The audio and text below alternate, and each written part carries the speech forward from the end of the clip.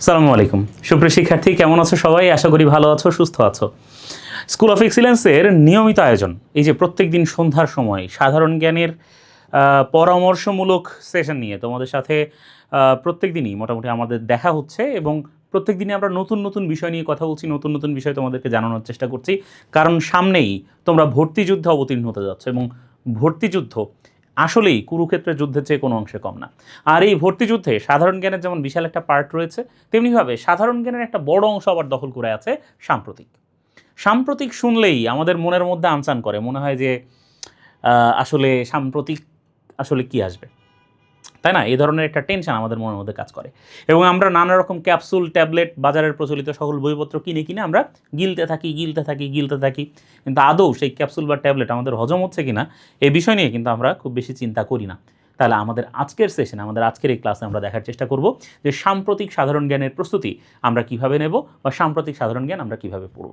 আমি প্রথমেই বলে নিই, সেটা হচ্ছে যে সাম্প্রতিক সাধারণ জ্ঞান পড়ার জন্যে নেহায়েত নিছক কোনো বই, এই বইটা পড়লেই সাম্প্রতিক সাধারণ জ্ঞান কমপ্লিট, ওই বইটা পড়লেই সাম্প্রতিক সাধারণ জ্ঞান কমপ্লিট, এইটা আসলে কখনোই হয় না। সাম্প্রতিক সাধারণ জ্ঞানের জন্য সবচেয়ে বেশি জরুরি হচ্ছে একটা অনুসন্ধিৎসু মন। তার মানে আসলে পৃথিবীতে কি হচ্ছে। যদি এমন হচ্ছে যে আর্জেন্টিনা বিশ্বকাপ ফাইনালে উঠে গেছে কিন্তু এটা নিয়ে তোমার কোনো চিন্তাই নাই, তুমি দিব্যি ঘুমাচ্ছ, খাচ্ছ, যাচ্ছ, তাহলে আসলে সাম্প্রতিক সাধারণ জ্ঞান ভাই তোমার জন্য না। এই যে আর্জেন্টিনা যে ফাইনালে উঠছে, তুমি একজন আর্জেন্টিনার সাপোর্টার এবং ফাইনালে যে শেষ পর্যন্ত আর্জেন্টিনা হারছে, এই বিষয়টাও সাম্প্রতিক সাধারণ জ্ঞানের একটা গুরুত্বপূর্ণ পার্ট। কাজেই আমরা যখন সাম্প্রতিক সাধারণ জ্ঞান পড়ব, তখন শুধুমাত্র পড়া না, সাম্প্রতিক সাধারণ জ্ঞান আমাদেরকে কী করতে হয়? অবজার্ভ করতে হয় পুরো পৃথিবীতে কি ঘটছে, খেলাধুলার ক্ষেত্রে কি ঘটছে, সঙ্গীতের ক্ষেত্রে কি ঘটছে, বিদেশি পররাষ্ট্রনীতির ক্ষেত্রে কি ঘটছে, কোন দেশ নতুন করে যুদ্ধ করছে, কোন কোন দেশের মধ্যে চুক্তি হচ্ছে, কোন কোন দেশের রাজা, বাদশাহ, প্রধানমন্ত্রী, পররাষ্ট্রমন্ত্রীরা নতুন নতুন সম্মেলন করছে, সেই সকল বিষয় সাম্প্রতিক সাধারণ জ্ঞানের অন্তর্ভুক্ত। স্কুল অফ এক্সিলেন্সে আমরা সাম্প্রতিক সাধারণ জ্ঞান কিভাবে পড়াই? আমরা স্কুল অফ এক্সিলেন্সে সাম্প্রতিক সাধারণ জ্ঞানের জন্যে দুটো কাজ করে থাকি। একটা হচ্ছে প্রাইমারিলি আমরা কারেন্ট অ্যাফেয়ার্স ধরে কারেন্ট অ্যাফেয়ার্সের যে গুরুত্বপূর্ণ বিষয়গুলো আছে সেই গুরুত্বপূর্ণ বিষয়গুলো তোমাদেরকে দেখিয়ে দিই। যেমন কারেন্ট অ্যাফেয়ার্সের তো আলাদা ক্লাস হয়, স্লাইড দিয়ে তো আমরা পড়াই, তার সাথে একদম কারেন্ট অ্যাফেয়ার্সের পিডিএফ ধরে আমরা তোমাদেরকে পড়িয়ে দিই। কারেন্ট অ্যাফেয়ার্স কীভাবে পড়তে হয় এই বিষয়টি আসলে অনেকেই জানে না। সাধারণ জ্ঞান পড়তে গেলে আসলে কারেন্ট অ্যাফেয়ার্স সবচেয়ে নির্ভরযোগ্য পুস্তক। কাজেই কারেন্ট অ্যাফেয়ার্স কীভাবে পড়তে হয় এটা যদি আমরা একটু দেখে নিই, তাহলে সাম্প্রতিক সাধারণ জ্ঞানের প্রস্তুতিটাও কিন্তু আমাদের কাছে অনেক ক্ষেত্রেই হয়ে যাবে।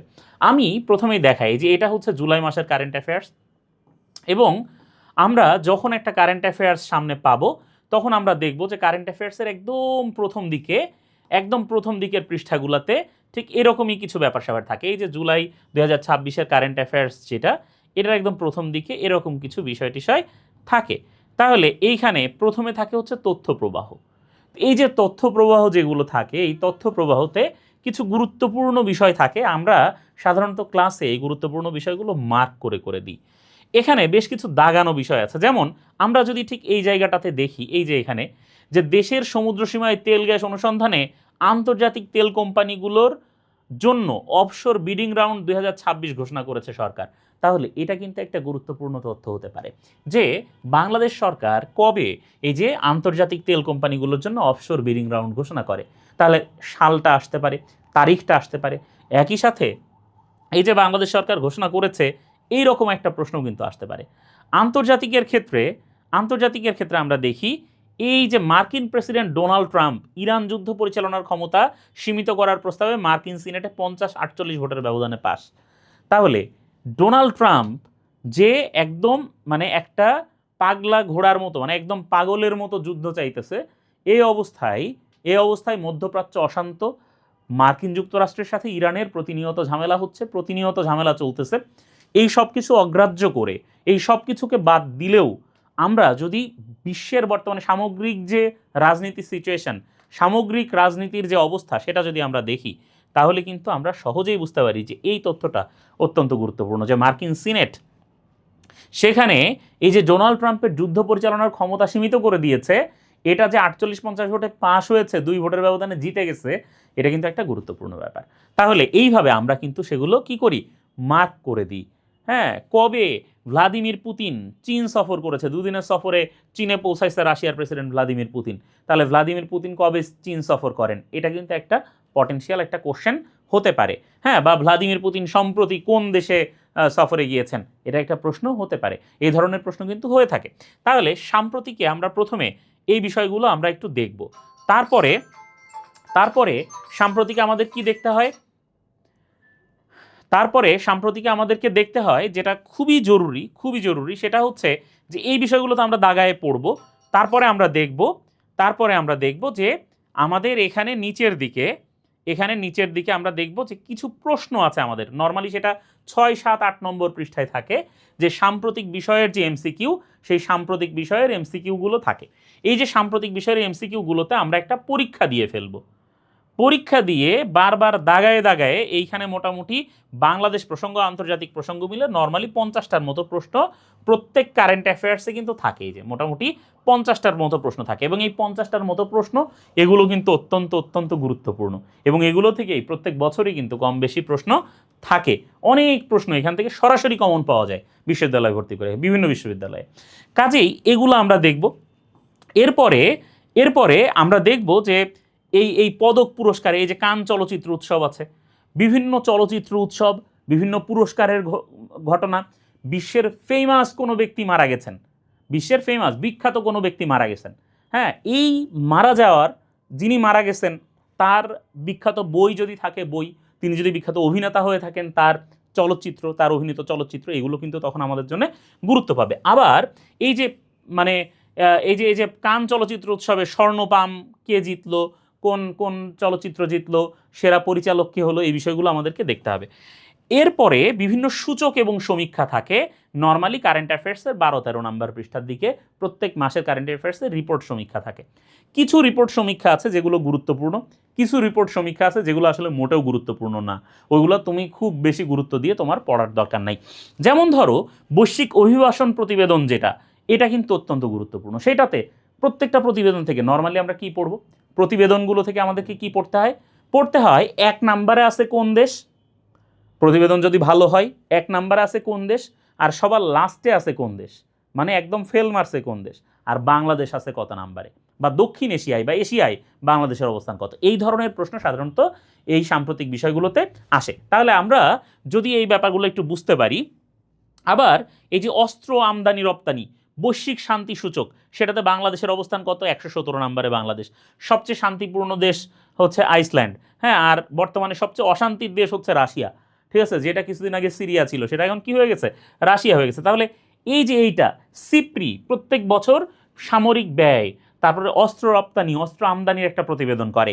এটাতে অস্ত্র আমদানিতে আমরা দেখতে পাচ্ছি যে দেশওয়ারি পারমাণবিক অস্ত্র মজুদে রাশিয়া বর্তমানে শীর্ষে, 1796টা অস্ত্র রাশিয়ার একলার আছে। তাহলে সিপ্রি কিন্তু এরকম একটা প্রতিবেদন করেছে। আবার অস্ত্র আমদানিতে শীর্ষ দেশ আমরা দেখেছি ইউক্রেন, 2021 থেকে 2025-এর মধ্যে ইউক্রেন সর্বোচ্চ অস্ত্র কিনেছে, আর সবচেয়ে বেশি অস্ত্র বেচেছে যুক্তরাষ্ট্র। সামরিক ব্যয়ে শীর্ষ দেশও যুক্তরাষ্ট্র। তাহলে রিপোর্ট সমীক্ষা, তারপরে বিভিন্ন সংস্থার প্রধান, হ্যাঁ, নতুন করে কোনো সংস্থার প্রধান হলে সেটা, নোবেল পুরস্কার, তারপরে হচ্ছে আমাদের অস্কার পুরস্কার, হ্যাঁ, এইগুলো আমাদের খুব ভালো করে দেখতে হবে। এরকম যতগুলো পুরস্কার, তারপরে এরকম রিপোর্ট সমীক্ষা থাকবে, এইগুলো আমরা মার্ক করে করে একটু পড়ে ফেলবো।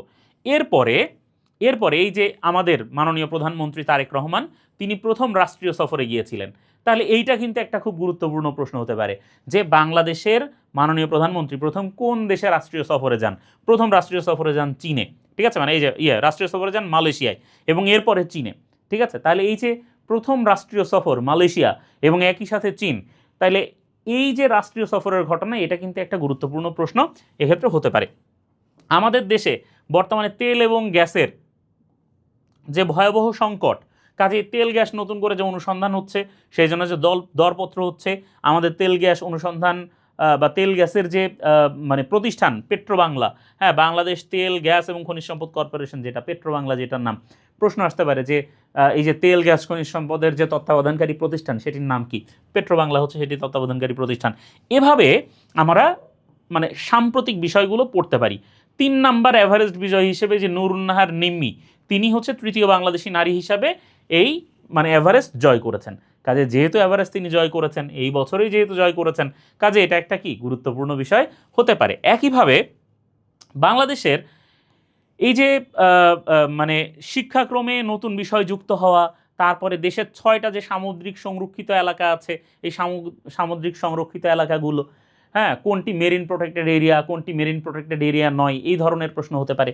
তাহলে আমরা ওভারঅল বুঝতে পারছি যে এই যে কারেন্ট অ্যাফেয়ার্স যেটা আছে সেটা যদি আমরা দেখে দেখে একটু বাছাই করে একটু সুন্দর করে যদি আমরা আমাদের পড়াশোনাগুলা রেডি করতে পারি, প্রস্তুত করতে পারি, তাহলে কিন্তু সাম্প্রতিক সাধারণ জ্ঞানে আমাদের অনেক বেশি দুশ্চিন্তা আমাদেরকে করতে হবে না। এবং একদম শেষে সেশনের শেষে এই এক মলাটে একটা সাম্প্রতিক বই থেকে আমরা বাদবাকি পড়তে পারবো। তবে সাম্প্রতিকের ক্ষেত্রে গুরুত্বপূর্ণ ব্যাপার হচ্ছে যে আমরা কিন্তু আমাদের কোর্সে ঠিক 1 মাস পর পর ব্যবধানে, তার মানে 1 মাস পর পর নতুন করে এক একটা সাম্প্রতিকের ক্লাস কিন্তু তোমরা পাচ্ছ। এবং এই যে সাম্প্রতিকের ক্লাসগুলো পাবে সেই ক্লাসগুলোতে আমরা কিন্তু শুধুমাত্র কারেন্ট অ্যাফেয়ার্স দাগিয়েই দেব না, বরঞ্চ তার সাথে আরও কিছু চমক থাকছে। কি? গুরুত্বপূর্ণ যে চুম্বক সাম্প্রতিকগুলো আছে সেগুলো আমরা আলাদা করে স্লাইডে করে তারপরে তোমাদের সামনে সেটা উপস্থাপন করব, তোমাদেরকে সেগুলোর উপর ক্লাস নেওয়া হবে। তাহলে সাম্প্রতিকের প্রস্তুতি কিভাবে নিতে হবে, কোন বিষয়গুলো মোটামুটি পড়তে হবে, আশা করি এই ব্যাপারগুলো আমরা মোটামুটি ধরতে পেরেছি। কারেন্ট অ্যাফেয়ার্স আমরা কিভাবে পড়ব? কারেন্ট অ্যাফেয়ার্সের সবচেয়ে চুম্বক অংশগুলো নর্মালি 1 থেকে 12 পৃষ্ঠার মধ্যে থাকে। তুমি যদি একবার একটা কারেন্ট অ্যাফেয়ার্স ভালো করে দাগায় নিয়ে পড়া শিখে যেতে পারো, এরপরে কিন্তু তোমাকে ওই বারবার ক্যাপসুল ট্যাবলেটের পেছনে দৌড়াতে হবে না। এছাড়া এই এখনকার যে সাম্প্রতিক মানে যে কারেন্ট অ্যাফেয়ার্সগুলো আছে, সেই কারেন্ট অ্যাফেয়ার্সে বিভিন্ন বিশ্ববিদ্যালয়ের ভর্তি প্রস্তুতি অংশ দেয়া থাকে। আমি আশা করব যে তোমরা ওই কারেন্ট অ্যাফেয়ার্সের ভর্তি প্রস্তুতি অংশ বিভিন্ন বিশ্ববিদ্যালয়ের ওই অংশটাও ভালো করে দেখবে। বিভিন্ন চাকরি পরীক্ষার যে প্রশ্নগুলো কারেন্ট অ্যাফেয়ার্সে সমাধান করে দেওয়া হয় সেই প্রশ্নগুলো তোমরা মনোযোগ দিয়ে দেখবে, কারণ অনেকাংশেই ভার্সিটি ভর্তি পরীক্ষায় সরাসরি ওই চাকরি পরীক্ষা থেকে প্রশ্ন আসতে পারে। তাহলে আজকের মতো এই ছিল তোমাদের জন্য পরামর্শ। আশা করি পরবর্তী দিন আবার নতুন কোনো পরামর্শ নিয়ে নতুন কোনো বিষয় নিয়ে তোমাদের সামনে হাজির হব। তার আগ পর্যন্ত বিদায়। আল্লাহ হাফেজ।